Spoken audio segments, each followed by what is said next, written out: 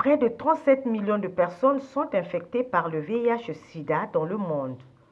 Le chiffre est effrayant, d'où cette grande mobilisation des Premières Dames d'Afrique ce mardi 5 décembre 2017 à Abidjan en Côte d'Ivoire en marge de la 19e conférence internationale sur le sida et les IST en Afrique, ICASA, parrainée par la Première Dame de Côte d'Ivoire, Dominique Ouattara.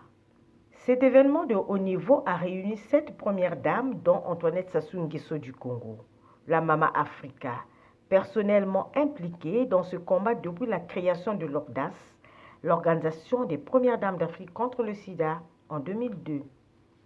L'OMS, l'ONU-SIDA, l'UNICEF, le FNUAP et les autres partenaires au développement sont de la partie.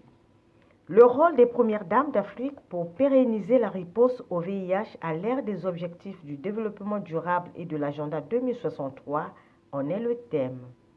L'accent est mis ici sur le sida pédiatrique et l'autonomisation des femmes à travers les activités génératrices de revenus. La prévention de la transmission du VIH de la mère à l'enfant a fait des progrès certes, mais il reste encore beaucoup à faire, ont reconnu unanimement les Premières Dames et les partenaires au développement. Très déterminées, les Premières Dames donnent une nouvelle dynamique à la lutte contre le sida.